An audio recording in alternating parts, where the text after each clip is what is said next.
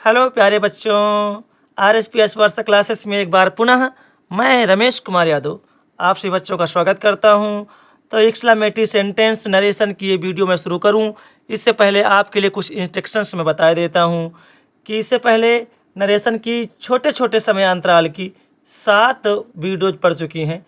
यदि आप वो ना देखे हों तो हमारे अपने RSPS वर्षा क्लासेस के चैनल को सब्सक्राइब करने के पश्चात आप प्लेलिस्ट में इंग्लिश ग्रामर, ध्यान से सुनिए, इंग्लिश ग्रामर नाम की प्लेलिस्ट है, उसको आप ओपन करेंगे तो वहाँ से आपको पार्ट 1, पार्ट 2 और पार्ट 7 तक की वीडियोज मिल जाएंगी। उसके बाद पार्ट 8 वीडियो बन रही है। तो एक्सक्लेमेटरी सेंटेंस हाई स्कूल, आप यूपी बोर्ड के एग्ज़ाम देने जा रहे हैं तो आपके लिए वीडियो बहुत महत्वपूर्ण है। चाहे आप हाई स्कूल में हो या इंटर में हो, हाई स्कूल और इंटर दोनों क्लासेज में यूपी बोर्ड में नरेशन में कोई डिफरेंस नहीं है। सेम बिल्कुल हाई स्कूल और इंटर के बच्चों के लिए सेम नरेशन पोर्शन यानी सेम टॉपिक्स होते हैं, डिफ़िकल्टी लेवल सेम होता है, ठीक है।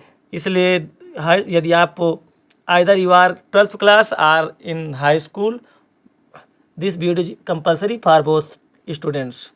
सो देखिए बिना समय को जाया करते हुए, ठीक, एक्सक्लेमेटरी सेंटेंस क्या होते हैं आप देखिए। एक्सक्लेमेटरी सेंटेंस का सबसे बड़ा पहचान मैं आपको बता दूं, आपको कहीं ना कहीं ये निशान मिलेगा, नोट ऑफ एक्सक्लेमेशन। ये निशान देखिए आप, ये मिलेगा नोट ऑफ एक्सक्लेमेशन, यानी ये निशान आपको कहीं दिख जाए, यानी पूर्ण विराम और उसके नीचे एक पॉइंट रख दें, इसे कहते हैं नोट ऑफ एक्सक्लेमेशन। तो प्यारे बच्चों, अगर नोट ऑफ एक्सक्लेमेशन कहीं पर ये चिन्ह आपको देखने को मिल जाए, आप जान जाइए कोई सेंटेंस एक्सक्लेमेटरी सेंटेंस है। तो ऐसे सेंटेंस की इनडायरेक्ट स्पीच कैसे बनाते हैं, उसके लिए लीजिए बिना कोई समय लिए रूल नंबर 1 देखिए। आप लोग जानते ही हैं कि जब हम इनडायरेक्ट स्पीच बनाते हैं तो कहाँ कहाँ पोस्टमार्टम सेंटेंस का करना होता है। सबसे पहले हमें रिपोर्टिंग वर्ब जो सेड या सेड टू होती है उसे चेंज करना होता है, कंजक्शन लगाना होता है, नाउन प्रोनाउन चेंज करना होता है, निकटता सूचक संबंधी शब्द यदि है तो उसे बदलना होता है और वर्ब बदलना होता है, यानी 4 चीज़ें बदलनी होती हैं। तो रूल नंबर फर्स्ट क्या है देखिए। अब रूल नंबर फर्स्ट में आपको याद करना पड़ेगा, मेरे साथ साथ आप लोग लिखें ताकि आपको वीडियो लंबी न लगे और आपकी फेयर भी कंप्लीट हो जाए। तो जल्दी से केवल अगले 15 से 20 मिनट के अंदर ये टॉपिक मैं फिनिश करूँगा, 15 से 20 मिनट में टॉपिक फिनिश हो जाएगा। तो देखिए रूल नंबर फर्स्ट, यदि RS में, RS तो आप लोग जान ही चुके हैं कि RS का मतलब क्या होता है बेटा, RS का मतलब होता है रिपोर्टेड स्पीच। यदि RS हुर्राह से शुरू हो, किससे शुरू हो मेरे प्यारे बच्चे, हुर्राह से शुरू हो, हुर्राह, उसके बगल में ये रहेगा नोट ऑफ एक्सक्लेमेशन चिन्ह, इस चिन्ह को क्या कहते हैं, नोट ऑफ एक्सक्लेमेशन। से शुरू हो, से शुरू हो, से शुरू हो, तो क्या करेंगे प्यारे बच्चे, आप देखिए, चाहे आप सेड को देखें, सेड हो या सेड टू, सेड रहे या सेड टू रहे, इसे आपको करना क्या होगा, इसे आप कर देना मेरे प्यारे बच्चे एक्सक्लेम्ड विद जॉय। क्या लिखोगे इसे, एक्सक्लेम्ड विथ जॉय। याद रखोगे ना प्यारे बच्चे। हाँ सर, याद क्यों नहीं रखूँगा, छोटी सी बात तो है कि यदि रिपोर्टेड स्पीच हुर्राह से शुरू हो तो सेड या सेड टू क्या करोगे, एक्सक्लेम्ड विद जॉय। लेकिन अगली बात क्या याद रखना है, यदि RS यानी रिपोर्टेड स्पीच, यदि RS एलास से शुरू हो, किससे शुरू हो, एलास, ये नोट ऑफ एक्सक्लेमेशन चिन्ह से शुरू हो,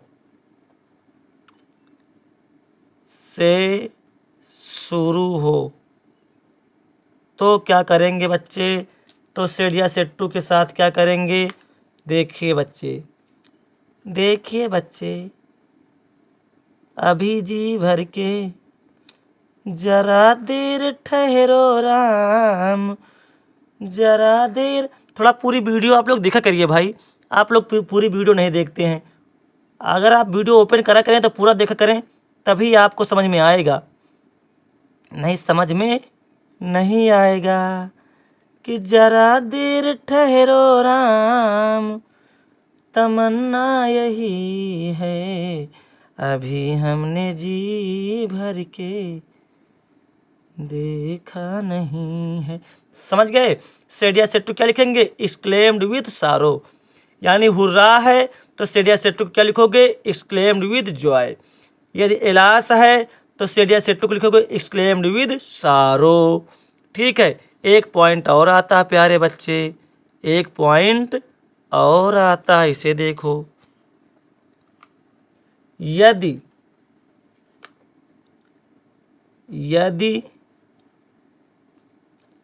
RS यानी रिपोर्टेड स्पीच या रिपोर्टेड स्पीच ब्रेवो से शुरू हो।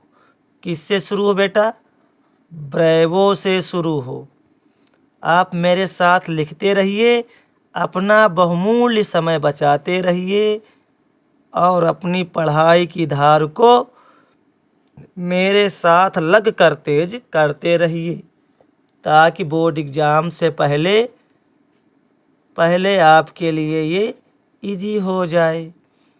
सेड या सेड टू को क्या करेंगे? अगर ब्रेवो से वाक्य शुरू होगा रिपोर्टेड स्पीच तो आप इसे करेंगे एप्लाउडेड। क्या लिखेंगे आप? एप्लाउडेड लिखेंगे, या फिर लिख देंगे इसको एप्लाउडेड के एप्लाउडेड, यहाँ विशेष ध्यान दें, एप्लाउडेड, और फिर लिखेंगे एप्लाउडेड के बाद जो ऑब्जेक्ट होगा उसे लिखेंगे। अभी मैं बताऊंगा ऑब्जेक्ट कैसे लिखेंगे। ऑब्जेक्ट फिर सेइंग, इतना लिखेंगे बेटा मेरे बच्चों। क्या लिखेंगे? अगर रिपोर्टेड स्पीच ब्रेवो से शुरू है तो सेड या सेड टू को एप्लाउडेड, फिर ऑब्जेक्ट, फिर सेइंग, ऐसा करेंगे। अब और इसके बाद आपको ध्यान क्या देना है? ध्यान क्या देना बच्चे कि वाक्य से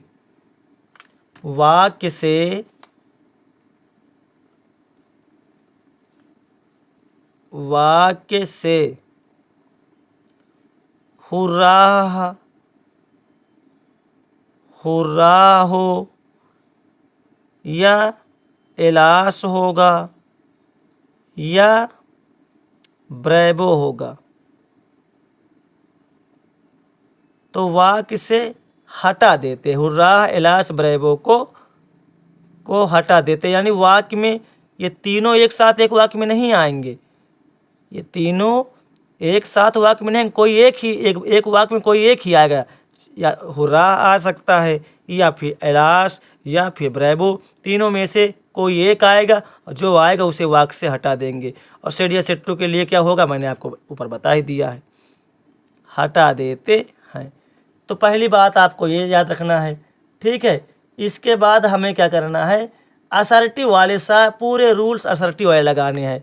असर्टिव सेंटेंस वाले रूल मतलब कंजक्शन लगाने की आवश्यकता पड़ेगी। तो कंजक्शन क्या लगाओगे? कंजक्शन क्या लगाओगे ऐसे वाक्यों के लिए बेटा जी या मेरी बेटियां? क्या लगाएंगी? दैट। कंजक्शन दैट लगाएंगे। एलास, हुर्रा, ब्रेवो जो होगा वाक्य से हटा देंगे। ठीक है, और शेष नियम कैसे लगाते हैं? शेष जो रूल लगाएंगे, शेष नियम असर्टिव सेंटेंस क्या लगाते हैं? शेष नियम असर्टिव सेंटेंस के लगाते हैं। लगा ले बेटे, असर्टिव सेंटेंस के रूल लगा लेना। आप देखिए फर्स्ट सेंटेंस की ओर हम तुरंत आ गए। आप लोग जानते हैं मैं टाइम नहीं लेता हूँ, मैं बहुत फास्ट पढ़ाता हूँ। फास्ट नहीं पढ़ाता हूँ, स्लो ही पढ़ाता हूँ, लेकिन मैं ज़्यादा गप्पे नहीं मारता हूँ कि लंबे लंबे आपको फेंकें। भाई क्या फालतू चिल्लाना, उतना चिल्लाओ जितने में बच्चों का काम हो जाए। ज़्यादा मक्खन लगाने की आवश्यकता है ना बच्चे। देखिए वाक्य ही सेड इन्वर्टेड कामा के अंदर हुर्राह, हुर्राह, फिर माई ओल्ड फ्रेंड। ये बेटा किनारे कॉर्नर पे क्या लिखा है? Friend. My old friend has कम, यहाँ फुल स्टॉप। आप देखिए इसकी आईडीएस, देखो बच्चा, ही, आप सेड को क्या करो? चेंज करोगे। तो वाक्य हुर्रा से शुरू है ना, जब हुर्रा से शुरू हो तो सेड को क्या लिखते हैं? ऊपर मैंने बताया, सेड को लिखते हैं एक्सक्लेम्ड। देखो सेड के प्लेस पे लिख रहे हैं exclaimed with Joy, exclaimed with Joy. अब कामा, इन्वर्ट कामा हटा, कंजक्शन क्या लगाओगे? दैट लगा दिया। ठीक बेटा, समझ में आ रहा ना? दैट लगा दिया। उसके बाद देखिए अब आगे हुर्रा को वाक्य से क्या कर देंगे? हटा देंगे। फिर आगे है my old friend has come. देखो माई प्रोनाउन है, देखो I, my, me, we, ours first person pronoun होते कौन आएगा? यानी माई की जगह पे सब्जेक्ट आएगा ही। अगर फर्स्ट पर्सन प्रोनाउन रहे आई, माई, मी, वी, आवारस, तो कौन आता है उसकी जगह पे? सब्जेक्ट। कहाँ का सब्जेक्ट? रिपोर्टिंग वर्ब का सब्जेक्ट। रिपोर्टिंग वर्ब का सब्जेक्ट होता है सेड के बाईं ओर यानी ही। माई के प्लेस पे आएगा ही, लेकिन बेटा जी माई जिस केस में है उसी केस में ही को करो।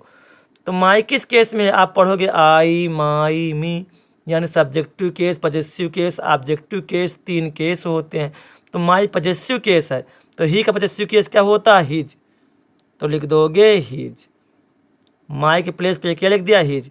फिर आगे ओल्ड फ्रेंड जैसे है वैसे उतार दो, ओल्ड फ्रेंड। अब देखो बेटा हैज क्या हो जाएगा?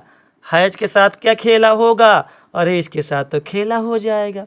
और कैसा खेला होगा? हम लिखाए हैं, मेरी पहली वीडियो में है कि हैज या है रहे तो क्या हो जाता? हैड। तो हैज को क्या कर दोगे? हैड। और अब क्या बचा है? हैड कर दिया। अब क्या बचा है? कम। तो ये कम का थर्ड फॉर्म लिखेंगे तो ये कम ही रह जाएगा। ये हो गया पहला सेंटेंस। इसी प्रकार हुर्रा वाला कोई वाक्य आए तो आप कर लेना। ठीक बेटा। अब दूसरा सेंटेंस देखिए, कोई कठिन नहीं है। प्रोनाउन चेंज करना है आपको आता ही है, वर्ब चेंज करना है आपको आता ही है। केवल देखना क्या है आपको कि हुर्रा से वाक्य शुरू है तो सेड या सेड टू की जगह पर लिख दो एक्सक्लेम्ड विद जॉय और कंजक्शन दैट लगा दो। हुर्रा है तो वाक्य से हटा दो। बाकी सारे नियम असर्टिव सेंटेंस में आप पढ़े ही हैं। प्रोनाउन चेंज कर दो, हेल्पिंग वर्ब चेंज कर दो। खांसी अब भी मेरे नहीं गई बच्चे, क्या करूं? इलाज नहीं कराता, लेकिन आज तो छोटी मोटी खांसी का इलाज नहीं कराता बेटा, इलाज नहीं कराता मैं इस तरह। अब देखिए ही सेड एलास, और आगे है I am ruined. Alas I am ruined. आप पूरा वक्त दीजिए, पूरा वक्त आप दीजिए, आपको निश्चित ही सब अच्छे से समझ में आएगा। आइडियस, ही सेड एलास से देखिए वाक्य शुरू हो गया। आई एम रियून्ड, एलास से वाक्य शुरू होना। बच्चा मेरे प्यारे बेटे, वाक्य किससे शुरू है? वाक्य एलास से शुरू है। जब वाक्य एलास से शुरू है तो क्या होगा? वाक्य जब एलास से शुरू है तो सेड या सेड टू को चेंज करते हैं। तो एलास से वाक्य शुरू हो तो सेड या सेड टू क्या लिखोगे आप? एक्सक्लेम्ड विथ सारो, एक्सक्लेम्ड विथ सारो।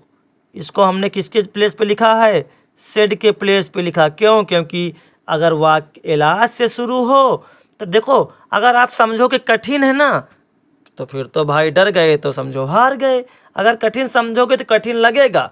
अगर आप सोचोगे कि वाक्य एलास से शुरू है तो सेड हो या सेड टू, उसके जगह आपको एक्सक्लेम्ड विद सारो लिखना होगा। तो एलास से वाक्य शुरू तो आपको याद करना है कि सेडिया सेट्टू जहाँ क्या लिखोगे, एक्सक्लेमेटरी सारो, आप कंजक्शन क्या लगाओगे, असर्टिव सेंटेंस की तरह, दैट। मक्खियाँ, रात में वीडियो बना रहा हूँ फिर भी मक्खियाँ लग रही हैं। ठीक है, इन मक्खियों को भी भाई अपना, इनका भी अपना जीवन है, इनका भी अपना जीवन यापन करे। मक्खी मेरे हाथ में क्या लगा है, उठ जा, अरे अरे तो कितनी तेज़ी से मैं वेविंग कर रहा हूँ अपने हैंड को। अरे जिद पे अड़ी है, मक्खियाँ भी जिद पे अड़ जाती है। मेरे हाथ में पता नहीं क्या देख लिया, फिर देखो बाकी बैठ गई है। एक ही है, यही एक है। चलो ठीक है अक्खी मक्खी। अरे मक्खी तेरी की तो अभी हम बहुत मारेंगे। चलो भाई मारेंगे नहीं, ये भी अपना प्राणी है, जीव है।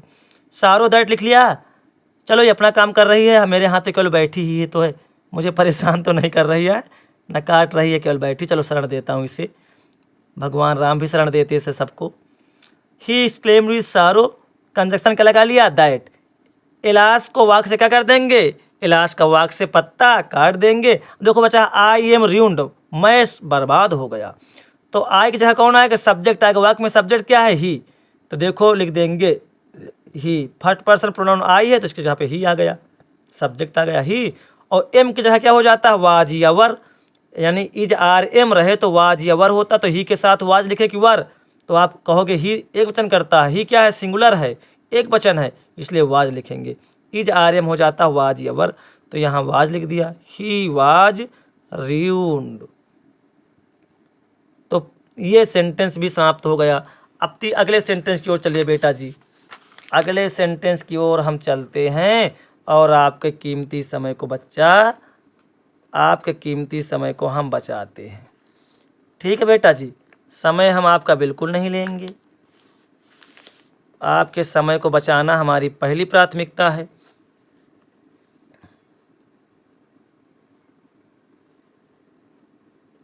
दिखने में कुछ प्रॉब्लम है क्या भाई, चलो इसी पेज पे लिखता हूँ।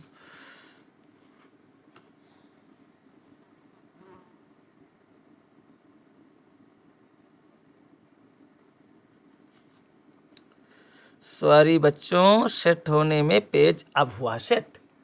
देखिए अगला वाक्य देखिए, सेंटेंस नंबर 3, सेंटेंस नंबर 3 देखिए, लिखा he said to us, he said to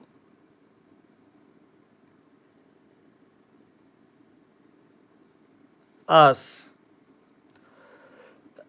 उसने मुझसे कहा, ही सेड टू अस, हमसे कहा, क्या, ब्रेवो ब्रेवो, शाबाश, you have done well, you have done well. देखो बेटा, आप जो रूल मिलते हैं उनको केवल ध्यान दे लीजिए, बस जो रूल आपको मिल जाते हैं शुरुआत में वही ध्यान दीजिए, बाकी इजी रहे होता है। आप कठिन ना समझें, और अगर कठिन समझेंगे तब भी, अगर आप वीडियो पूरी देखेंगे तब कठिन नहीं लगेगा। देखिए ही पहले लिखेंगे, ब्रेवो, आप कठिनता दूर करने के लिए ही तो मैं आता हूँ भाई, कि कठिनता दूर हो जाए, कठिनता दूर करने के लिए ही मैं आता हूँ। तो ही सेड टू क्या होगा, इसके लिए आप देखें वाक्य में क्या है, ब्रेवो है, ब्रेवो, उसके बाद नोट ऑफ एक्सक्लेमेशन है। तो ब्रेवो को तो वाक्य से हटा देंगे जब इसका नंबर आएगा लिखने का, लेकिन उससे पहले सेड टू क्या करेंगे, सेड टू ब्रेवो रहे तो सेड टू क्या लिखा है हम, एक्सक्लेम, वाओ, सेड टू को लिखा है एप्लाउडेड, क्या लिखा है बेटा इसको हम, एप्लाउडेड, एप्लाउडेड लिखा है ना, यहाँ ए होगा बेटा, एप्लाउडेड। देखो फिर लिखा था ऑब्जेक्ट, यानी सेड टू लिख दिया, ऑब्जेक्ट ये अस बचा है ना, तो लिख देंगे अस, ऑब्जेक्ट हो गया। फिर सेइंग, देखिए जो हम आपको रूल में लिखाए थे, ये देखो रूल लिखा है कि सेड टू के एप्लाउडेड, फिर ऑब्जेक्ट, फिर सेइंग, यानी कि एप्लाउडेड लिख दिया, ऑब्जेक्ट जो रिपोर्टिंग वर्ब में ऑब्जेक्ट होगा, कहाँ ऑब्जेक्ट होगा, रिपोर्टिंग वर्ब में, तो वो ऑब्जेक्ट लिख के तब सेइंग लिखेंगे, तब सेड या सेड टू के स्थान पे मानेंगे कि हाँ ये लिखा हमने, यानी सेड या सेड टू के स्थान पे एप्लाउडेड, फिर वाक्य में रिपोर्टिंग वर्ब में जो ऑब्जेक्ट हो उसे लिखो, फिर सेइंग लिखो। तो वही हम करने चल रहे हैं। तो अप्लाउडेड लिखा, फिर रिपोर्टिंग वर्ब में ऑब्जेक्ट, रिपोर्टिंग वर्ब का ऑब्जेक्ट देखिए बेटा क्या है, अस है, तो इस अस को लिखा। उसके बाद फिर सेइंग लिख देंगे, ठीक है ना। अब कंजक्शन क्या लगाएंगे, दैट। अब ब्रेबो को वाक से बाय बाय टाटा कर लेंगे। फिर यू है, यू के यू आप जानते हैं यू सेकंड पर्सन प्रोनाउन कौन आएगा, अस आएगा। लेकिन यू सब्जेक्ट के स्थान पे सब्जेक्टिव केस में है, तो अस को भी सब्जेक्टिव केस में लिखोगे तो क्या हो जाएगा, वी। अस का सब्जेक्टिव केस हो जाएगा वी, और हैव हो जाएगा हैड, और फिर डन, और फिर वेल। ये हो गया मेरे प्यारे बच्चे, ठीक है। फुल स्टॉप लगा देंगे। तो प्रिय बच्चों, ये वाक्य हो गए। जब वाक्य हुर्रा, एलास या ब्रेबो से शुरू होना है तो इसमें कुछ खास नहीं आपने देखा होगा। केवल रिपोर्टिंग वर्ब सेड या सेड टू को हुर्रा हो तो क्या करना है, ब्रेबो हो तो क्या करना है, और एलास हो तो क्या करना है, बस इतना याद कर लो। बाकी कंजक्शन दैट लगता है, और हुर्रा ब्रेबो एलास को वाक्य से हटा देते हैं, और बाकी असर्टिव सेंटेंस आप पढ़े, असर्टिव वाले रूल लगा देते हैं। प्रोनाउन चेंज कर दो, वर्ब चेंज कर दो, बस। अब देखिए रूल नंबर 2 हम पढ़ते हैं यहाँ से।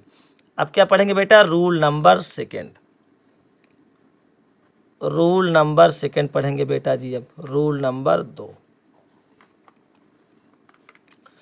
रूल नंबर 2 में बेटा क्या देखना है, क्या होता है कि जब हमारा वाक्य यानी जब हमारा एक्सक्लेमेटरी सेंटेंस, जब वाक्य व्हाट ए, जब वाक्य व्हाट ए या फिर हाउ से शुरू हो, हाउ से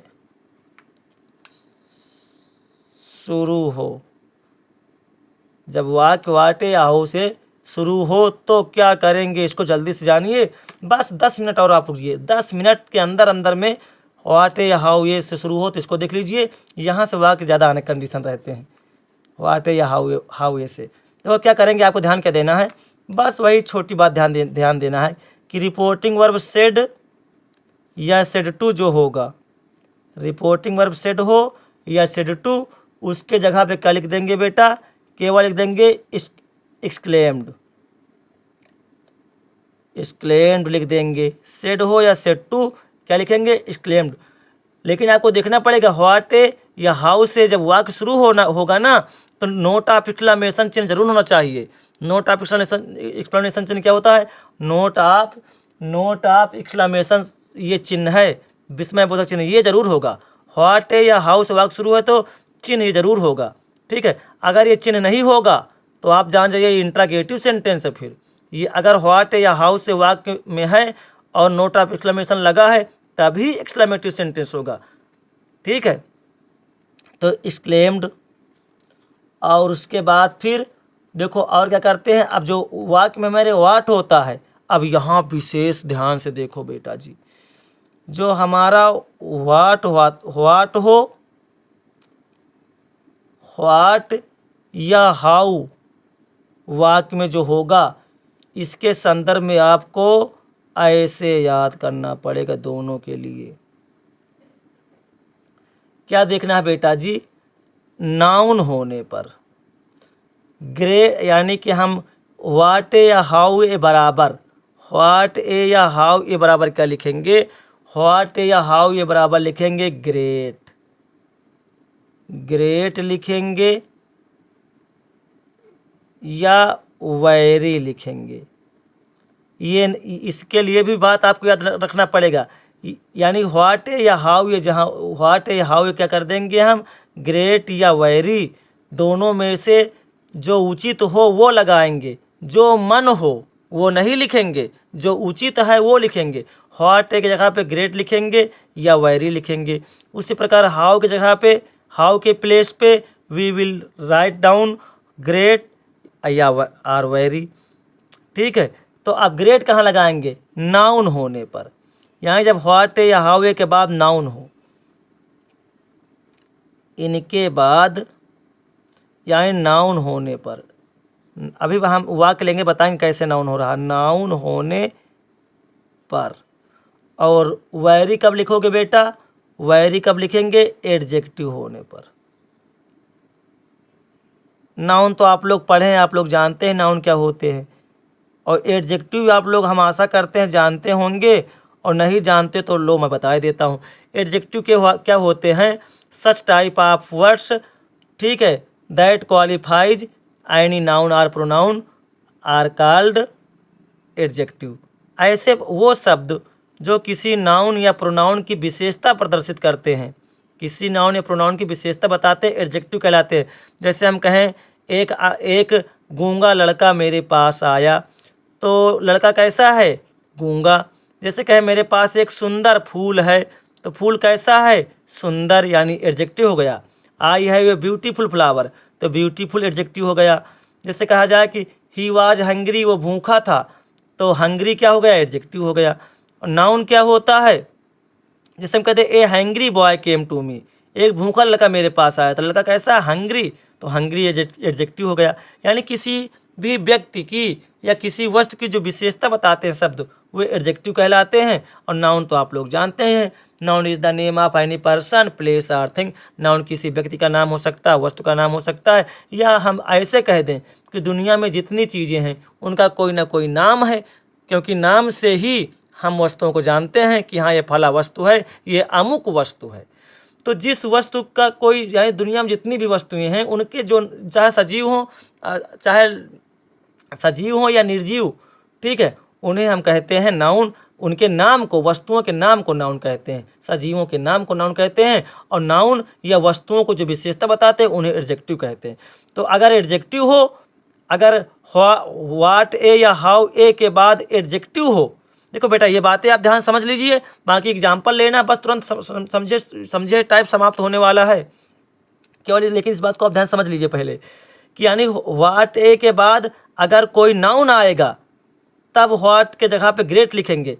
अगर व्हाट के बाद कोई एडजेक्टिव आएगा तो व्हाट को हटा के वेरी लिखेंगे, ठीक है। इसी प्रकार अगर हाउ के बाद कोई नाउन आ रहा है तो हाउ के जगह पे ग्रेट लिख देंगे, लेकिन एडजेक्टिव आ रहा है तो हाउ की जगह पे वेरी लिख देंगे। यानी व्हाट के जगह पे हम ग्रेट और वेरी दोनों लिख सकते हैं। तो व्हाट के जगह पे हम ग्रेट कब लिखेंगे? जब नाउन आएगा। वेरी कब लिखेंगे? जब एडजेक्टिव आएगा। कहाँ आएगा? व्हाट के जस्ट बगल में होगा। अभी एग्जाम्पल लेके मैं आपको समझा दूंगा। और हाउ के साथ हम ग्रेट भी लिख सकते हैं, वेरी भी लिख सकते हैं, लेकिन ग्रेट कब लिखेंगे? जब हाउ के बाद कोई नाउन आएगा तो हाउ के जगह पे ग्रेट लिख देंगे, लेकिन एडजेक्टिव आ जाएगा हाउ के बाद तो हाउ की जगह पे वेरी लिख देंगे, ठीक है। अब देखिए सेंटेंस से हम इसको आपको कंफर्म करेंगे, लेकिन उससे पहले कंजक्शन क्या लगाते हैं बेटा? कंजक्शन दैट ही लगाएंगे। कंजक्शन क्या लगाएंगे? कंजक्शन दैट ही लगाएंगे, ठीक है। और उसके बाद क्या करते हैं? नोट ऑफ एक्सक्लेमेशन चिन्ह जो है इसके जगह पे फुल स्टॉप कर देंगे। जो आपको नोट ऑफ एक्सक्लेमेशन चिन्ह लास्ट में मिलेगा उसके जगह पे हम क्या कर देंगे? फुल स्टॉप लगा लेंगे, ठीक है बेटा जी।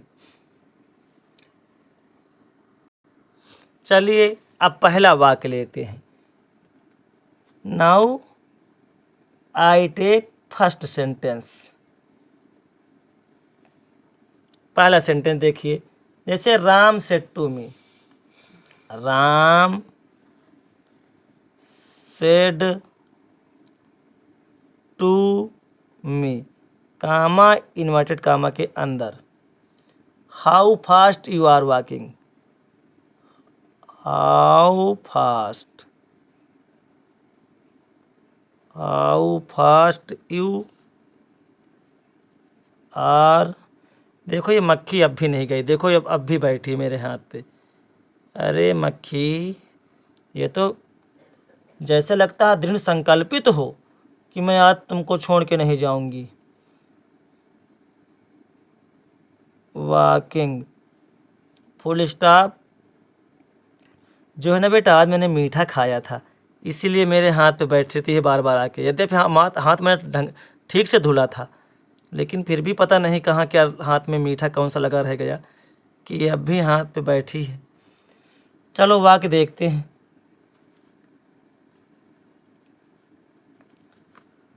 Ram said to me how fast you are walking. देखो वाक्य हाउ शुरू है और लास्ट में ये लिखा हुआ है नोट ऑफ एक्सक्लेमेशन चिन्ह है, ठीक है, नोट ऑफ एक्सक्लेमेशन चिन्ह लास्ट में लगा है। अब देखिए राम, अब आप देखेंगे नोट ऑफ एक्सप्लेनेशन लगा है। अगर देखो यही ये यहाँ क्वेश्चन मार्क होता तो इंट्रोगेटिव समझ लेते। नोट ऑफ एक्सक्लेमेशन मतलब एक्सक्लेमेटरी सेंटेंस है और हाउ से शुरू है। तो अगर एक्सक्लेमेटरी सेंटेंस है और हाउ से शुरू है तो सेड टू क्या कर दोगे, चाहे सेड हो या फिर इस तरह सेड टू हो, उसकी जगह लिख दोगे क्या, एक्सक्लेम्ड। एक्सक्लेम्ड लिख दिया। आर यू आर अंडरस्टैंडिंग, फिर मी लिख दिया। कंजक्शन क्या लगाओगे बेटा, दैट लगाएंगे, कंजक्शन दैट लगाएंगे। अब यहाँ हाउ को तो वाक्य से हटा देंगे, हाउ जो है कुछ लेकिन अभी ये हाउ फास्ट इसको छोड़ दीजिए थोड़ी देर। हाउ फास्ट छोड़ के वाक्य को असर्टिव बनाते हैं। तो पहले यू को लिखेंगे, यू आर वॉकिंग, तो यू आर वॉकिंग लिखेंगे और हाउ फास्ट को अंत में करने जाएंगे, इसको ध्यान देना है। तो यू आर वॉकिंग, तो यू की जगह कौन आएगा, मी आएगा। तो मी का यू सब्जेक्टिव केस में है तो मी क्या हो जाएगा, आई। और आर क्या हो जाता है, इज आर एम वाज हो जाता है। तो I was walking, I was walking, ठीक है। अब देखो यहाँ हाउ फास्ट है, क्या लिखा बेटा, हाउ फास्ट। अब बताए जो फास्ट है या नाउन है कि एडजेक्टिव है। फास्ट क्या है, जैसे कहा जाए फास्ट तेज, तो ये फास्ट जो है एडजेक्टिव है। कोई नाउन मतलब किसी व्यक्ति का नाम है या वस्तु का नाम है फास्ट। आप कहेंगे नहीं सर, फास्ट किसी व्यक्ति या वस्तु का नाम नहीं है, बल्कि किसी वस्तु की विशेषता है कि वो बहुत फास्ट है। भाई कोई चीज़ जैसे गाड़ी चल रही हो, गाड़ी चल रही हो, बाइक चल रही हो, अगर साइकिल आप ही चला रहे हैं तो साइकिल क्या है, नाउन। और साइकिल अगर फास्ट चल रही है तो फास्ट क्या है, एडजेक्टिव है। हमने अभी यही तो बताया था, क्या बताया था कि किसी भी वस्तु की जो शब्द किसी भी वस्तु की विशेषता बताते हैं, किसी भी वस्तु की विशेषता बताते हैं, वो क्या कहलाते हैं, वो एडजेक्टिव कहलाते हैं। तो फास्ट क्या है, एडजेक्टिव। जब एडजेक्टिव है तो वेरी लगा लेंगे। हाउ की जगह क्या लिख लेंगे, फिर ये हाउ फास्ट बचा है, हाउ फास्ट जगह हाउ जगह क्या लिख लेंगे, हाउ जगह लिख लेंगे वेरी फास्ट। हाउ जगह लिख लेंगे वेरी फास्ट। आपको ध्यान देना इसमें कि हाउ फास्ट या हाउ करके कुछ दिया होगा तो इसको सबसे लास्ट में लिखेंगे, ठीक है। एक एग्जाम्पल अच्छा और देखिए हाउ वाला, एक एग्जाम्पल बच्चा जी, एक एग्जाम्पल और देखिए। जैसे वाक्य है मंजू सेड, मंजू, और देखो लेकिन यहाँ और ध्यान दीजिए, ये नोट ऑफ एक्सक्लेमेशन चिन्ह हटा के फुल स्टॉप लगा लेंगे, फुल स्टॉप यहाँ लगाना है। अगला वाक्य देखिए बेटा, वाक्य देखिए, वाक्य है Manju said comma inverted comma के अंदर how clever I am, how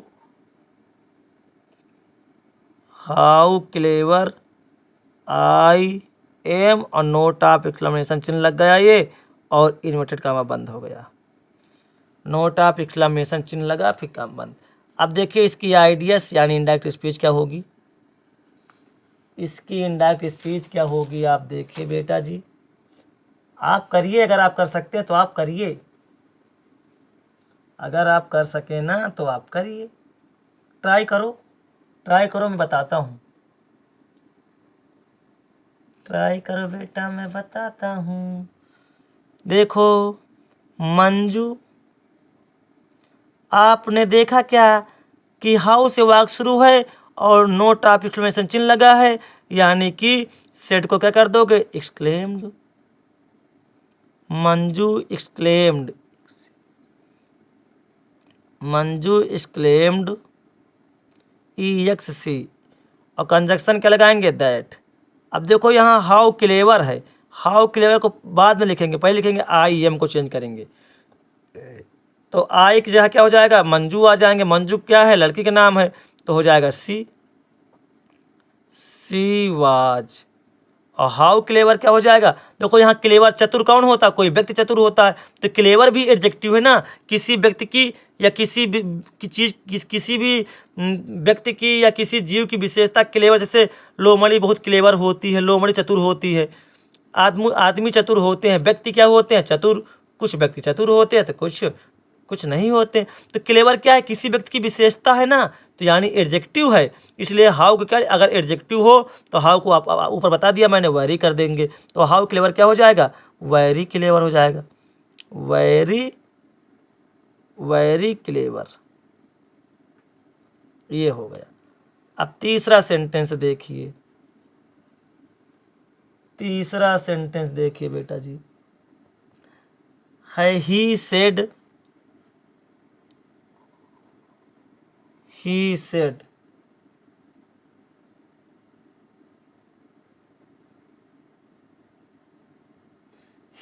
what a fool I M.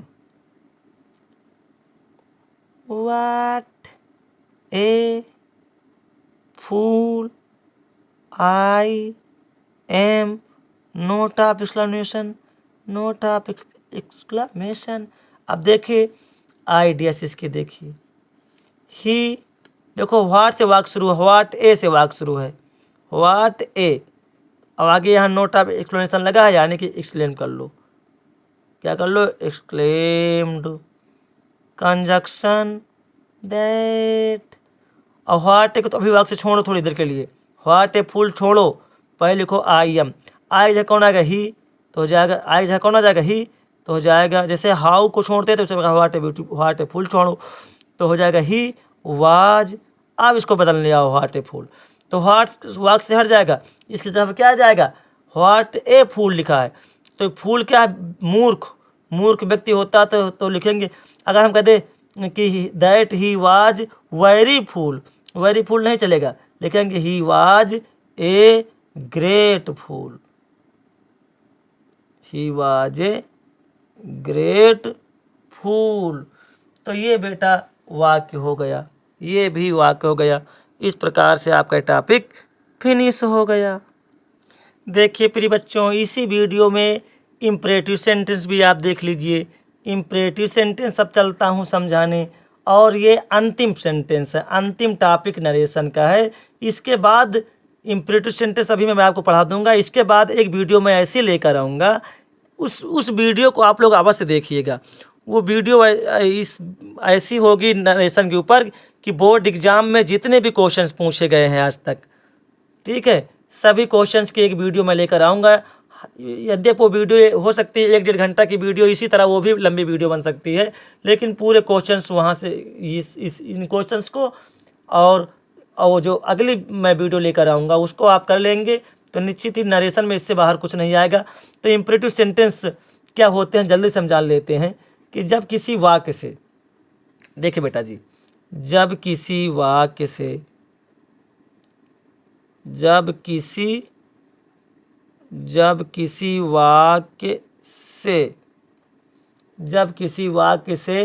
आज्ञा, जब किसी वाक्य से आज्ञा यानी आर्डर, आज्ञा मतलब आर्डर, कामा प्रार्थना, प्रार्थना मतलब रिक्वेस्ट,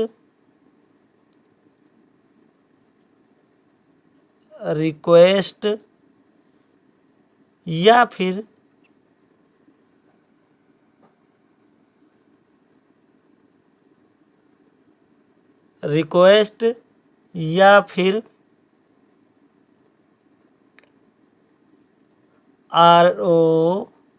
परामर्श, परामर्श मतलब एडवाइस। हिल रहा का भाई ये हैं? परामर्श, एडवाइस।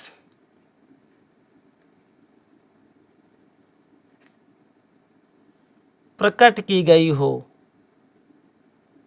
प्रकट की गई हो, तो प्रकट की गई हो तो इम्परेटिव सेंटेंस कहते हैं। तो ऐसे सेंटेंस को क्या कहते हैं? तो ऐसा सेंटेंस इम्परेटिव सेंटेंस कहलाता है। इम्परेटिव सेंटेंस कहलाता है। ठीक है। अब देखिए प्यारे बच्चे, जब किसी वाक्य से आज्ञा, प्रार्थना या फिर परामर्श यानी कि आर्डर, रिक्वेस्ट या एडवाइस प्रकट किया गया हो तो ऐसा सेंटेंस इम्परेटिव सेंटेंस कहलाता है। और ये सेंटेंस क्या होता है, किसी न किसी फिनिट वर्ब से शुरू होता है। ठीक है, तो इसके फिनिट वर्ब से किससे शुरू होता है? फिनिट वर्ब से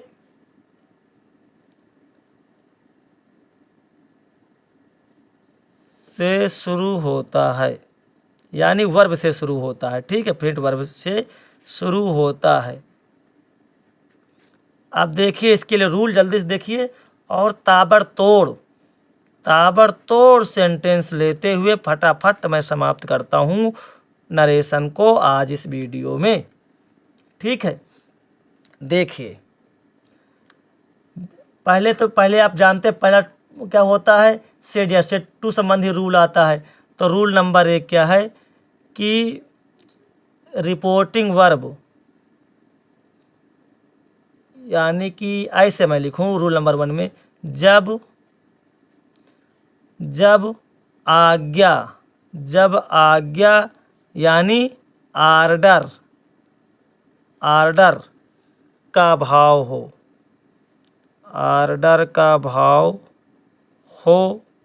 तो क्या करते हैं, तो सेड हो या सेड टू हो, उसके प्लेस पे लिख देंगे आर्डर्ड। सेड या सेड टू के स्थान में क्या लिख देंगे, आर्डर्ड। देखो बेटा मैं पहले लिखे लेता हूँ, देखिए। तो प्रिय बच्चों देखिए रूल नंबर 1 इस संदर्भ में क्या है। पहला है जब आज्ञा यानी आर्डर का भाव हो तो सेड या सेड टू को आर्डर कर देंगे, आर्डर्ड। ठीक है, जब वाक्य से आर्डर का भाव हो यानी कोई आदेश किसी को दे रहा हो। और आपको मैं बताऊं कि जो हायर पोस्ट का व्यक्ति होता है, देखिए आप नीचे मैं लिखा हूँ, हायर पोस्ट वाला व्यक्ति होता है यानी ऊंचे पद का कोई व्यक्ति है, लोअर पोस्ट वाले व्यक्ति से कोई बात कहता है, या हायर एज का व्यक्ति लोअर एज वाले व्यक्ति से पर्सन से कोई बात कहता है तो क्या कर देंगे, यानी वहाँ आर्डर का भाव होता है। जब हायर पोस्ट या हायर एज का कोई व्यक्ति लोअर पोस्ट या लोअर एज के व्यक्ति से कोई बात कहता है तो भाव कैसा होता है, आर्डर का भाव होता है, यानी आदेश का। ठीक है, ये याद रखना। तो जब आज्ञा का भाव हो तो सेड या सेड टू को आर्डर कर देंगे। और आर्डर का भाव कब होगा, यानी हायर पोस्ट या हायर एज यानी उच्च पद वाला व्यक्ति, जैसे दरोगा पुलिस से कोई बात कहे, टीचर चपरासी से कोई बात कहे। ठीक है, तो यानी ऊंचे पोस्ट का कोई व्यक्ति नीचे पोस्ट वाले व्यक्ति से कोई बात कहता है, या ऊंच यानी बड़े एज का व्यक्ति छोटे एज के व्यक्ति से कोई बात कहता है तो आर्डर होती है। ठीक है, जब सलाह का एडवाइस का भाव हो तो सेड या सेड टू को एडवाइस्ड में बदल देते हैं। यानी जब सलाह का भाव हो यानी सलाह मतलब एडवाइस का भाव हो तो सेड या सेड टू को एडवाइस्ड कर देते हैं। और एडवाइस्ड आप याद रखना इसके लिए कि एडवाइस का भाव कब आएगा, मैं आपको दिखा देता हूँ नीचे। यदि वाक्य में डॉक्टर पेशेंट से कोई बात कहे, कोई डॉक्टर ऐसा वाक्य कोई आ जाए कि डॉक्टर पेशेंट को कुछ बात कह रहा है तो समझो सलाह का भाव झलक रहा है। या वाक्य में समय बोधक कोई शब्द आ जाए जैसे रेगुलरली, टुमारो, ठीक है, ये सब आ जाए, समय बोधक कोई शब्द आ जाए तब भी एडवाइस का भाव झलकता है। या हम उम्र का व्यक्ति कोई बात कहे, जैसे कोई बच्चा कोई फ्रेंड अपने दूसरे फ्रेंड से कोई बात कहेगा तो आर्डर नहीं देगा, वो एडवाइस होगी। ठीक है, और सबसे महत्वपूर्ण बात ये जो नीचे मैंने लिखी है, मौलिक बात हो। जब कोई मौलिक बात क्या होती है, जैसे respect your elders, touch the feet, respect your, यानी कोई भी व्यक्ति कहे कि रिस्पेक्ट योर एल्डर्स, बड़ों का सम्मान करो, तो यानी ये मौलिक बात है। या कहे कोई व्यक्ति किसी से भी कह रहा हो कि touch the feet of your parents, अपने माता पिता के पैर छुओ, ये मौलिक बात है। कोई कहे फेथ इन गॉड, ईश्वर में आस्था रखो, ये मौलिक बात है। तो यानी जब कोई मौलिक बात हो तो वहाँ भी एडवाइस का भाव झलकता है। ठीक है, जब कोई सन्यासी या कोई धार्मिक व्यक्ति किसी से कोई बात कहेगा तो मौलिक बात कही मानी जाएगी, वहाँ वो सलाह का भाव होता है। और इसके बाद जब प्रार्थना यानी रिक्वेस्ट का भाव हो तो सेड या सेड टू को रिक्वेस्टेड कर देते। अब यहाँ से रिक्वेस्ट कब होता है, देखिए अभी हमने आपको बताया कि ऊंचे पोस्ट का यानी बड़ी पोस्ट पर तैनात व्यक्ति छोटे पोस्ट पर रहने वाले व्यक्ति से कोई बात कहेगा तो आर्डर होगा, या हायर एज लोअर एज वाले व्यक्ति से कोई बात कहता है यानी उच्च उम्र का व्यक्ति उच्च एज वाला व्यक्ति छोटे एज के व्यक्तियों से कोई बात कहता है तो क्या होती है, वो भी आर्डर का होता है। लेकिन इसका जस्ट उल्टा कर दें, इसका हम क्या कर दें, जस्ट उल्टा कर दें तो रिक्वेस्ट का भाव आता है। यानी लोअर पोस्ट का व्यक्ति हायर पोस्ट के व्यक्ति से कोई बात कहता है, यानी पुलिस अगर दरोगा से कोई बात कहता है, लोअर पोस्ट पुलिस होती है, दरोगा हायर पोस्ट होती है ना, ऊंची पोस्ट दरोगा की होती है। तो पुलिस जो होता है दरोगा से कोई बात कहेगा तो रिक्वेस्ट वहाँ यानी रिक्वेस्ट का भाव आएगा। या चपरासी टीचर से कोई चपरासी प्रिंसिपल से कोई बात कहता मुझे वेतन दे दो, ठीक है, ये होगा। या नौकर मालिक से कोई बात कहता है तो रिक्वेस्ट होगा, नौकर मालिक से बात कहे। तो इसी प्रकार लोअर एज वाला हायर एज के व्यक्ति से कोई बात कहे तो रिक्वेस्ट, यानी कि हायर पोस्ट या हायर एज का व्यक्ति लोअर पोस्ट या लोअर एज के व्यक्ति से कोई बात कहता है तो आर्डर वहाँ होता है। अब इसका उल्टा कर दे, लोअर पोस्ट का कोई व्यक्ति हायर पोस्ट के व्यक्ति से कोई बात कहेगा या लोअर एज का व्यक्ति हायर एज के व्यक्ति से कोई बात कहे तो वहाँ रिक्वेस्ट होगा। और एडवाइस कब होगा, एडवाइस के लिए मैंने बता दिया है आपको। अब आइए इन पर अच्छे अच्छे एग्जाम्पल लेते हैं, इन पर अच्छे अच्छे एग्जाम्पल ये देखिए आपकी सेवा में आ गए। देखिए बच्चा, पहला सेंटेंस है कि the teacher said to the boys, या कामा नहीं लगा यहाँ, the teacher said to the boys sit down. देखिए यहाँ टीचर ने बॉय से कोई बात कहा तो टीचर क्या है, टीचर हायर पोस्ट है और बॉय क्या है, यानी टीचर की उम्र बॉयज की उम्र से क्या है, अधिक है ना, यानी हायर एज का व्यक्ति या हायर पोस्ट का व्यक्ति टीचर लोअर पोस्ट के बॉय से कोई बात कहता है तो यानी हायर पोस्ट लोअर पोस्ट से कोई बात कहेगा तो क्या होगा, वहाँ पे हायर पोस्ट वाला लोअर पोस्ट वाले को से कोई बात कहेगा तो रिक्वेस्ट हो, वो आर्डर होगा। तो लिखेंगे इसको हम द टीचर सेड टू, क्या करेंगे बेटा, सेड टू कर देंगे आर्डर्ड। क्यों, टीचर स्टूडेंट से बात कह रहा है ना, बॉय से बात कह रहा है, यानी हायर पोस्ट वाला व्यक्ति लोअर पोस्ट वाले से कोई बात कह रहा है तो हो जाएगा आर्डर सेड टू, आदेश का भाव। टीचर अपने बच्चों को आदेश तो देगा, आदेश देगा ना, रिक्वेस्ट थोड़ा करेगा टीचर आदेश देगा अपने बच्चों को। तो द टीचर आर्डर्ड द बॉयज, ठीक है। और कंजक्शन क्या लगाएंगे बेटा, कंजक्शन याद करना टू लगाएंगे। कंजक्शन क्या होता है ऐसे वाक्यों में, टू। अरे यहाँ हम कंजक्शन नहीं लिखे थे क्या भाई, अच्छा रूल एक लिख दिया था, फिर कंजक्शन में आप लोग याद रखना कि कंजक्शन क्या लगाते हैं। कंजक्शन जो होगा ऐसे वाक्यों में, कंजक्शन आप लिख लीजिएगा, कंजक्शन क्या लगाते हैं, टू लगाते हैं, ठीक है। तो कंजक्शन टू आगे सिट डाउन जैसा लिख दो, सिट, अब आप लिख दिया आगे सिट डाउन, ये सिट डाउन ना, सिट डाउन लिख दिया, ठीक है। अब अगला वाक्य देखिए, द मास्टर,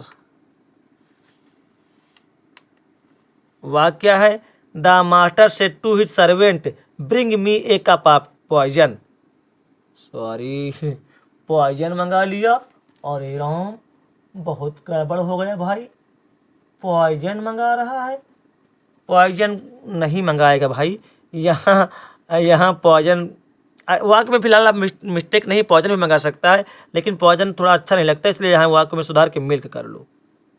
क्या हम कर दिया, मिल्क। वाक्य क्या है, the master said to his servant bring me a cup of milk, यानी मास्टर यानी मालिक ने सर्वेंट से कोई बात कहा तो हायर एज यानी यहाँ उच्च पद पर कौन है, उच्च पद पर मालिक होता है, निम्न पद पर सर्वेंट होता है। तो मालिक ने सर्वेंट से कोई बात कहा यानी हायर पोस्ट का व्यक्ति लोअर पोस्ट के व्यक्ति से कोई बात कह रहा है तो क्या होगा, आर्डर होगा बस। और कुछ नहीं है, आराम से जल्दी से उतार दीजिए। हो जाएगा द मास्टर सेट टू, क्या हो जाएगा बेटा, सेट टू हो जाएगा आर्डर्ड, क्योंकि यहाँ उच्च पोस्ट का व्यक्ति मास्टर लोअर पोस्ट के सर्वेंट से कोई बात कह रहा है। तो द मास्टर आर्डर्ड हिज, आगे इसको मत समझिए तो वाक्य का है, हिज सर्वेंट, और कामा, और ये कामा इन्वर्ट कामा हटा कंजक्शन क्या लगाते हैं, कंजक्शन टू लगाते हैं, टू लगा दो। आगे ब्रिंग, आप यहाँ ध्यान देना, जब कामा इन्वर्ट कामा हटाते हैं तो ये बी, अगर कोई प्रॉपर नाउन आ जाए, ठीक है, तभी कैपिटल लेटर रहेगा, नहीं तो स्मॉल लेटर हो जाएगा, तो ब्रिंग यहाँ स्मॉल बी हो जाएगी, ब्रिंग। जब किसी व्यक्ति का नाम हो, यहाँ व्यक्ति आ जाए, किसी का नाम हो, तो वो इस मतलब कैपिटल हो जाएगा, नहीं तो स्मॉल अक्षर हो जाता है, जैसे बी स्मॉल, ब्रिंग। अब मी की जगह कौन आएगा, सब्जेक्ट आएगा मास्टर। देखो फर्स्ट पर्सन प्रोनाउन मास्टर आएगा, मास्टर मतलब ही आएगा, मास्टर मतलब ही आएगा, तो यहाँ लिख देंगे मी, तो यहाँ हो जाएगा, देखो मी की जगह आएगा मास्टर, मास्टर मतलब कि ही, तो ही का क्या हो जाता है, पर मी ऑब्जेक्टिव केस में है, तो मास्टर ही, मास्टर का मतलब ही का ऑब्जेक्टिव केस हो जाएगा हिम। आगे उतार दो पूरा, ए कप ऑफ मिल्क। अब तीसरा सेंटेंस देखिए, है the student said to his teacher check my copy.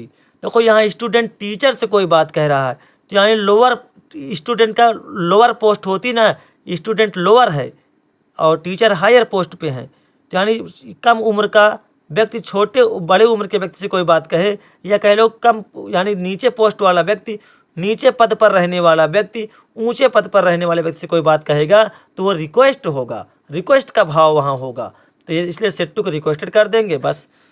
तो हो जाएगा द स्टूडेंट, यहाँ स्टूडेंट क्या है, ये स्टूडेंट यानी छोटे पोस्ट पर है, छोटे पद पर है। स्टूडेंट का पद छोटा होता है गुरु के पद से, गुरु का पद बड़ा होता है कि स्टूडेंट का, तो गुरु का पद बड़ा होता है ना, तो यहाँ बच्चा गुरु से कुछ कह रहा है तो रिक्वेस्ट करेगा, आर्डर थोड़ा देगा, रिक्वेस्ट का भाव है, तो सेट टू हो जाएगा requested. The student requested his teacher, requested his teacher, और कामा इन्वर्ट कामा हटा के कंजक्शन टू लगा दो, टू चेक, और माई कॉपी है, देखो माई फर्स्ट पर्सन प्रोनाउन है, आएगा स्टूडेंट, तो हो जाएगा क्या, हिज कॉपी। देखो स्टूडेंट को मान लेंगे ही, स्टूडेंट को क्या मान लेंगे, ही। अगर स्टूडेंट्स होता, यहाँ स्टूडेंट्स होता तो फिर दे मान लेते, और स्टूडेंट है तो ही मानेंगे माई के लिए, तो माई पॉजेसिव केस में, तो ही का पॉजेसिव केस हिज कॉपी। अगला सेंटेंस देखिए, अगला द बॉय सेड टू, क्या करेंगे अभी हम नहीं बता सकते सेड टू क्या कहेंगे जब तक आगे नहीं पढ़ते। The boy said to his mother, ये लड़के ने अपनी माता से कहा। अगर लड़का अपनी माता से कहेगा तो बताइए माता का पद बड़ा माना जाता है कि बच्चे का, तो आप कहेंगे अरे सर माता का पद ऊंचा माना जाता है, तो हम कह देंगे बेटा अगर माता का पद ऊंचा माना जाता है तो इसका मतलब बॉय छोटे पद पर है, तो बॉय रिक्वेस्ट करेगा माता से, तो रिक्वेस्ट का भाव है, तो सेट टू क्या लिख दोगे, requested. The boy requested his mother. अब वाक्य में कोई दम नहीं बचा, जो दम है सेड या सेट टू में है बस। अब आगे क्या करो, टू लगा दो, टू लगा के प्रिपेयर का पी स्मॉल कर दो, पी स्मॉल लेटर में कर दो प्रिपेयर। माई देखो भाई प्रोनाउन आ गया, तो प्रोनाउन तो चेंज करना पड़ेगा, फर्स्ट पर्सन प्रोनाउन है, सब्जेक्ट आ गया बॉय, बॉय एक है इसलिए ही मान लो, अगर बॉयज होता यहाँ बॉयज लिखा होता तो दे मान लेते, माई के जगह पे बॉय आएगा, बॉय का मतलब ही आएगा, तो हो जाएगा हिज। पॉजेसिव केस है ना भाई, तो हिज ब्रेकफास्ट। अगला वाक्य देखिए, अगला he said to his friend work hard.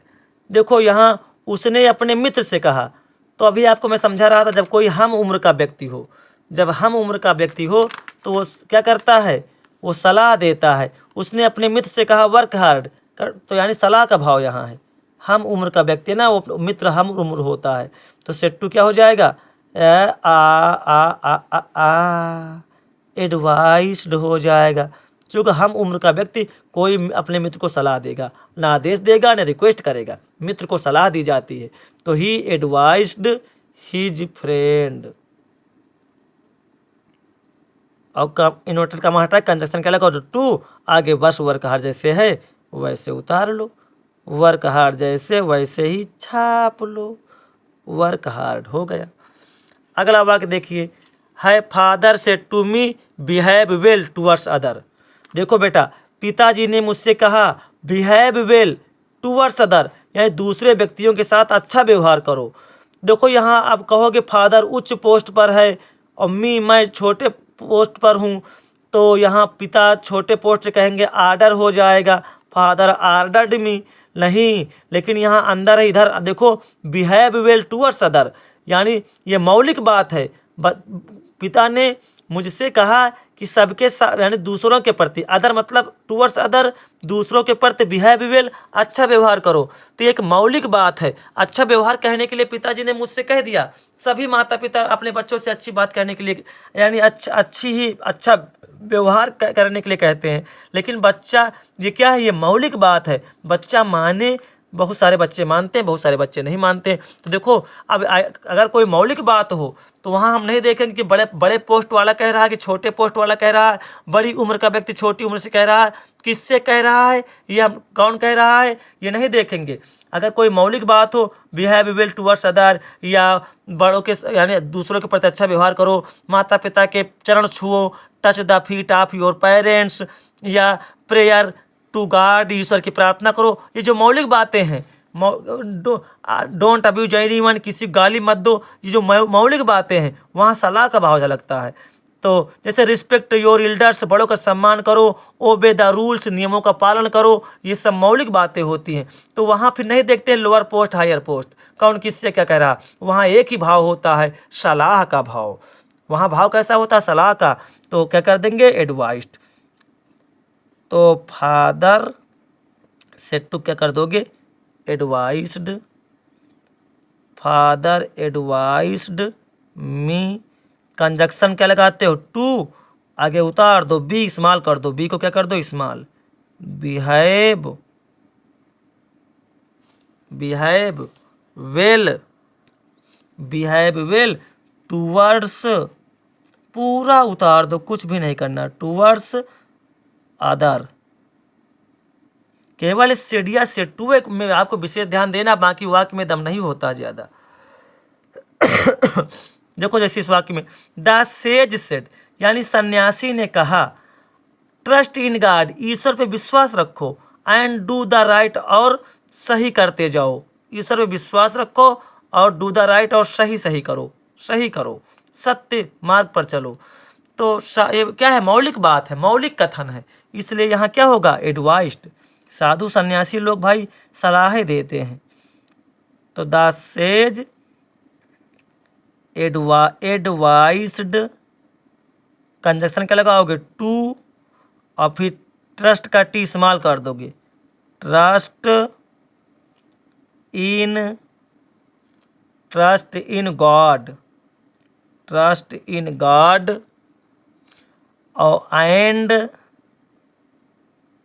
Trust in God, यहाँ कुछ लिखा हुआ है इसलिए नीचे लिख रहा हूँ, एंड डू द राइट, तो एंड टू डू लिख देंगे, टू डू द राइट। अब बात आई सर जी आपने यहाँ क्यों टू लिख दिया, ये टू डू क्यों कर दिया, क्योंकि बेटा डू भी वर्ब है ना। जैसे यहाँ टू ट्रस्ट, यानी ये वर्ब के आगे टू लगा है, इस वर्ब ट्रस्ट से, ट्रस्ट मतलब विश्वास करो, इसके आगे टू लगा है, तो डू भी वर्ब है, इसके आगे इसलिए टू लगा जाए, यानी टू ट्रस्ट इन गॉड, भगवान विश्वास करो, and to do the right, और सत्य मार्ग पर चलते रहो। तो ये वाक्य हो गया। ठीक है, अब आगे देखिए। तो प्यारे बच्चे देखिए, रूल नंबर 2 पे हम आ गए। अब रूल नंबर 2 क्या कह रहा है, अरे सर जल्दी बताइए सर। देखिए बेटा, अगर सर प्लीज़ काइंडली वाले वाक्य, हेडिंग आप डाल लीजिएगा, हेडिंग है कि सर प्लीज़ काइंडली वाले वाक्य, यानी किसी इम्परेटिव सेंटेंस में, कि यदि किसी इम्परेटिव सेंटेंस में रिपोर्टेड स्पीच के अंदर, जी ध्यान से सुनो, रिपोर्टेड स्पीच के अंदर यदि हमें सर प्लीज काइंडली मिल जाएं तो क्या करेंगे, इनके स्थान पे सेड अगर वाक्य में कहीं दिख जाएं इंपेरेटिव सेंटेंस में कहीं मतलब रिपोर्टेड स्पीच के अंदर, तो सेड या सेड टू को रिक्वेस्टेड कर दो। कंजक्शन तो टू चलेगा ही चलेगा, और सर प्लीज काइंडली को वाक्य से बाय बोल दो, सर प्लीज काइंडली को वाक्य से हटा दो। ठीक है, अब देखिए पहला वाक्य, केवल याद रखना कंजक्शन क्या होगा, अगर कंजक्शन तो टू होगा ही होगा। रिपोर्टिंग वर्ब क्या होगी, अगर वाक्य में सर प्लीज काइंडली होगा तो रिपोर्टिंग वर्ब फिर रिक्वेस्टेड ही होगी, रिपोर्टिंग वर्ब क्या होगी, रिक्वेस्टेड ही होगी। अब आइए वाक्य पे, है द स्टूडेंट सेड टू को क्या कर देंगे, देखो लिखा है the student said to the teacher sir mark me present, sir mark me present, sir मेरी प्रेजेंटी भर दीजिए। तो यहाँ सर आ गया ना, ये सर आ गया, इसलिए हमारे सर को ठीक कर दिया। हमारा सर क्या है, सेड टू क्या कर देंगे, रिक्वेस्टेड। बस सर देख लिया वाक्य के अंदर रिपोर्टेड स्पीच में रिक्वेस्टेड कर दो।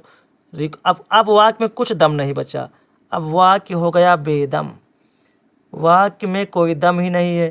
सेड द टीचर और कंजक्शन क्या लगाओगे, टू, देखो इंक्लूड का हटा कंजक्शन टू, और सर को वाक्य से बाय बाय बोल दोगे, तो बाय बोल दो, बाय बोलने में कोई दिक्कत तो नहीं, वाक्य से इसे बाय बोल दो भाई। तो बाय बोल दिया वाक्य को। अब देखो सर को बाय बोल दिया, अब देखो मार्क लिख दो, मार्क मी, भाई मी की जगह कौन आ गया, सब्जेक्ट यानी स्टूडेंट, स्टूडेंट को ही मान लोगे तो यहाँ मी है ऑब्जेक्टिव केस में, तो इसकी जगह पे स्टूडेंट आएगा यानी ही, तो ही का ऑब्जेक्टिव केस लिख दो बेटा, हिम, मार्क हिम, आगे प्रेजेंट, मार्क हिम प्रेजेंट। अगला वाक्य देखिए है, he said to me kindly help me, उसने मुझसे कहा, देखो काइंडली लग गया वाक्य में, तो सेड टू क्या कर देंगे, रिक्वेस्टेड कर देंगे, तो हो जाएगा he requested, he requested me to, said to requested me to, kindly वाक्य से हट जाएगा, केवल लिखेंगे क्या, हेल्प, और मी, देखो बेटा मी की जगह सब्जेक्ट आ गया यानी ही, तो ही का लिख दो केस, कौन, मी है ऑब्जेक्टिव केस में, तो हो जाएगा हिम। समझ रहे हैं ना बच्चे। अगला वाक्य देखिए, मोना सेड, तो मोना, देखो यहाँ वाक्य में प्लीज है तो सेड को क्या कर दो, रिक्वेस्टेड, मोना रिक्वेस्टेड, कंजक्शन क्या लगाओगे, टू, और प्लीज को वाक्य से बाय बोल दो, बाय, सी यू अगेन, वाक्य प्लीज हट गया, टू गिव, और मी की जगह कौन आ गया, मोना, मोना लड़की का नाम अधिकतर होता है, मोस्टली मोना नाम लड़की का होता है, तो इसको सी मान लोगे, तो यानी मी की जगह पे सी आएगा, लेकिन मी तो ऑब्जेक्टिव केस में है, तो सी का ऑब्जेक्टिव केस क्या हो जाएगा, हर पेन, ये हो गया। अगला वाक्य देखिए, I said to him please do me this favour, यानी मैंने उससे कहा कि कृपया मेरा ये काम कर दो, please do me this favour मतलब कृपया मेरा, दिस फेवर ये काम, डू कर दो, कृपया मेरा ये काम कर दो, तो हो जाएगा, चूँकि प्लीज लगा है ना, प्लीज आप देखो बस, ज़्यादा देखो, प्लीज देखो, काइंडली देखो या सर देखो, तो तुरंत सेड टू को क्या कर दो, सेड हो या फिर सेड टू हो, रिक्वेस्टेड कर दो, रिक्वेस्टेड हिम, कंजक्शन क्या लाओगे बेटा, टू, प्लीज को वाक्य से फिर बाय बोलो, डू, अब मी की जगह भाई प्रोनाउन चेंज होगा, मी की जगह कौन आएगा, आई, यहाँ मी क्या है, मी की जगह आई आएगा, तो आई का पॉजेसिव केस यानी मी ही रह जाएगा, दिस का क्या हो जाएगा, दिस का आप जानते हैं दैट हो जाएगा, फेवर, तो लो बेटा रूल नंबर 2 भी ख़त्म, अब रूल नंबर 3 पे आइए, अब रूल नंबर 3 पे चलते हैं। देखिए मेरे प्यारे बच्चे, हम रूल नंबर 3 पे आ गए हैं। देखिए हेडिंग क्या लिखी है, कहता है डू नॉट या डोंट वाले वाक्य। देखिए बेटा डू नॉट और डू नॉट का एब्रीविएशन फॉर्म है डोंट, डू नॉट को संक्षिप्त रूप में हम डोंट लिख सकते हैं, तो यहाँ डू नॉट या डोंट वाले वाक्य की इनडायरेक्ट स्पीच कैसे बनाते हैं। बस चुटकियों का है खेल, ठहरिए थोड़ी देर। सेड या सेड टू को क्या कर देंगे, फॉरवर्ड, और कंजक्शन क्या लगाएंगे, टू, और डू को वाक्य से बाय, डू को क्या कर देंगे, बाय, यानी हटा देंगे। देखो हमने क्रॉस लगाया है, यानी हटा देंगे डू को वाक्य से। आइए जल्दी से पहला एग्जाम्पल, केवल आपको याद रखना है कि वाक्य डू नॉट या वाक्य डू नॉट या डोंट से शुरू है तो सेड हो या फिर सेड टू हो, फॉरवर्ड कर देना है। इम्परेटिव में कंजक्शन टू लगेगा ही लगेगा। डू को वाक्य से बाय बोल देंगे, मतलब वाक्य से हटा देंगे। अब आइए पहले वाक्य पे, फर्स्ट सेंटेंस देखिए। The teacher said, the teacher said, गुरुजी ने कहा, डोंट अब्यूज एनीवन, किसी को गाली मत दो, गाली देना अच्छी बात नहीं है। तो फॉरवर्ड, देखो बेटा फॉरवर्ड की हिंदी होती मना करना। फॉरवर्ड मतलब क्या होता है, मना करना। तो द टीचर फॉरवर्ड यानी गुरुजी ने मना किया। फॉरवर्ड मीन क्या होता है बेटा, मना करना। तो द टीचर फॉरवर्ड, गुरुजी ने मना किया। देखो कंजक्शन क्या लगाएंगे, टू, और डू को वाक्य से क्या कर देंगे, बाय, यानी डू को वाक्य से हटा देंगे। बस आगे पूरा उतार दो जैसा है, अगर प्रोनाउन मिल जाए तो चेंज करो, पूरा उतार दो। अब्यूज और एनीवन, पूरी एनीवन बेटा यहाँ एनीवन भी लिख लो, एनीवन यहाँ लिख लो, ठीक है। अब दूसरा वाक्य देखिए बच्चा, दूसरा वाक्य, Mohan said to me, don't drive fast, don't drive fast, तेजी मत चलाओ। I the road is very busy, क्योंकि रोड बहुत बिजी है, इसे तेज मत चलाओ। तो क्या हो जाएगा, मोहन से टू क्या हो जाएगा, आप कहेंगे सर से टू फॉरवर्ड हो जाएगा। ले बेटा फॉरवर्ड कर दिया। अच्छा फॉरवर्ड क्यों किया, क्योंकि वाक्य डू नॉट से शुरू है। अच्छा बच्चे, ठीक है सर। कंजक्शन क्या लगाओगे, टू, और डू को वाक्य से बाय बोल दोगे। आगे नॉट ड्राइव फास्ट, उतार दो। कहे प्रोनाउन मिले तो केवल प्रोनाउन मिले तो ध्यान देना, बस नहीं उतारते रहो। प्रोनाउन मिल जाए तो ध्यान देना, नहीं पूरा उतारते चले जाओ। एज द रोड इज, अब इज नहीं करेंगे, वाज कर देंगे। इज का क्या हो जाएगा, इज हो जाएगा भाई, वाज चेंज हो जाएगा ना, इज वाज वेरी बिजी हो गया। अब तीसरा वाक्य देखिए, है तीसरा वाक्य, the teacher said to the boys, teacher ने लड़कों से कहा, don't make a noise in the class, class में शोर। डोंट से वाक्य शुरू, देखो कोई डू नॉट नहीं लिखा, आपकी डोंट लिखा है। अरे चाहे डू नॉट दो चाहे डोंट दो, मैं जान गया। क्या जान गया कि रू भाई पकड़ लेगा, डू नॉट वाला वाक्य है। सेड टू क्या कर देंगे, forward, the teacher forward the boys, forward the boys. Conjunction to, do को वाक्य से बाय कर दो। डोंट है, देखो डोंट का मतलब है डू नॉट, डोंट का मतलब क्या है आप समझेंगे, डू नॉट। तो डू से वाक्य हट गया, ये नॉट रह जाएगा, not. The teacher forward the boys, देखो बेटा यहाँ थोड़ा मिस्टेक हो गया। The teacher forward to not, देखो बेटा ये जो कंजक्शन टू या डू नॉट को क्या कर देते हैं, जो कंजक्शन बेटा ध्यान से देखो, ध्यान से देखो बेटा, ध्यान से सुनो। यहाँ कंजक्शन तो टू नहीं, समझो हम ये लिख देते हैं कि डू के जगह पे यानी कि रूल, हम ये रूल बना दें। देखो बेटा कंजक्शन आप भूल जाओ, कंजक्शन को आप भूलो और एक बात हमारी याद कर लो, इसको लिख लो, सिंपल है। डू नॉट हो या डोंट हो, डू नॉट हो या डोंट हो, इसके जगह पे नॉट टू कर दो।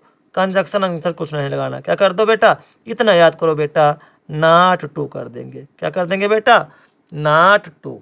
क्या करोगे बेटा, नॉट टू। कहाँ, डू नॉट की जगह पे तो हो जाएगा। जैसे आप इसको वाक्य समझिए, द टीचर फॉरवर्ड तो हो जाएगा। अब आगे कंजक्शन नहीं लगाएंगे, कंजक्शन छोड़ो, डू नॉट क्या कर दोगे, डू नॉट कर दोगे नॉट टू। क्या कर लोगे, नॉट टू अब्यूज एनीवन, ठीक है। जैसे है Mohan forward me, Mohan said to हो गया फॉरवर्ड, मोहन सेट टू क्या हो गया बेटा, सेट टू क्या हो गया, सेट टू हो गया फॉरवर्ड, फिर मी और डू नॉट को क्या कर दोगे, नॉट टू, डू नॉट की जगह क्या लिख दोगे, नॉट टू, यही नॉट ये टू यहाँ लिख देना, टू यहाँ लिख लेना, ठीक है, नॉट टू ड्राइव, आगे से आगे सही है। अब यहाँ the teacher forward the boys, यहाँ भी वही हो जाएगा, द टीचर सेट टू हो गया forward the boys, the teacher forward the boys, do not जहाँ लिख दोगे नॉट टू, नॉट टू, बस आगे उतार दो, मेक आ नॉइज, हमें आशा है, पूरा उतार दो, इन द क्लास, हमें आशा है कि आपको ये डोंट वाला भी आपसे इम्तिहान में बन जाएगा, आप कर ले जाएंगे।